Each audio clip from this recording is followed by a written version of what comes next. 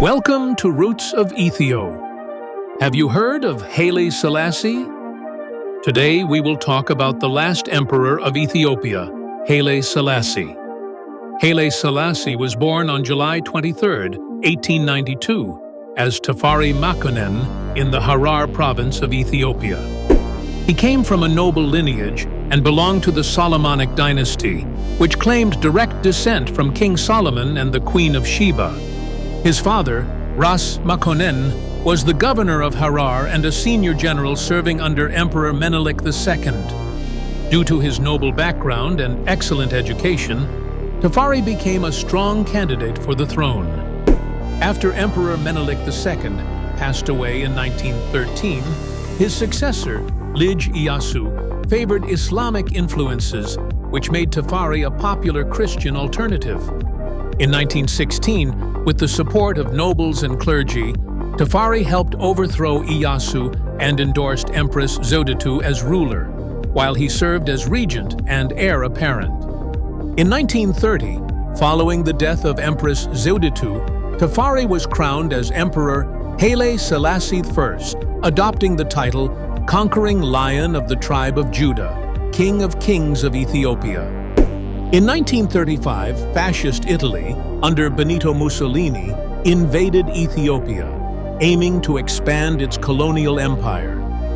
Despite fierce Ethiopian resistance, the Italians used modern warfare tactics, including chemical weapons, to overpower Ethiopian forces. Haile Selassie was forced into exile in Britain in 1936, but continued advocating for Ethiopia's sovereignty on the world stage. He delivered a historic speech before the League of Nations in Geneva, warning that unchecked aggression would lead to global conflict, a prediction that came true with World War II.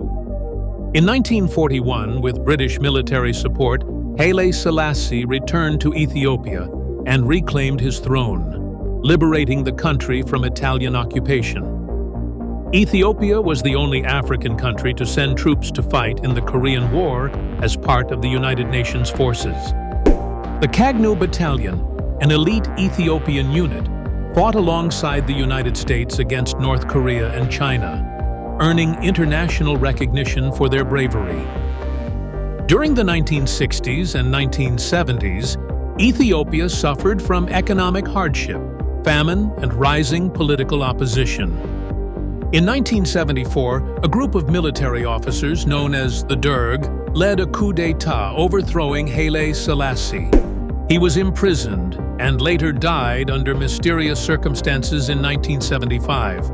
Many believe he was strangled to death by the new regime. Haile Selassie was a highly respected global statesman and met numerous world leaders. Winston Churchill, UK Prime Minister, supported Haile Selassie's return to power during World War II. Franklin D. Roosevelt, US President, discussed Ethiopia's future and African development in a 1945 speech. John F. Kennedy, US President, hosted Haile Selassie in Washington in 1963, strengthening US-Ethiopian relations. Charles de Gaulle, President of France, engaged in discussions about European-African cooperation. Pope Paul VI met Haile Selassie in 1970 to promote Christian unity in Africa. King Mohammed V and King Hassan II, Morocco, collaborated with him on African unity efforts. Gamal Abdel Nasser, President of Egypt, had a complex relationship with Haile Selassie, as Nasser supported Eritrean rebels against Ethiopian rule.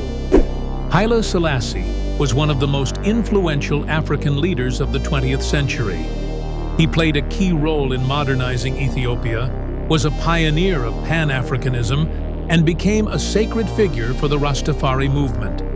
Despite his downfall, his impact on Ethiopian and African history remains profound.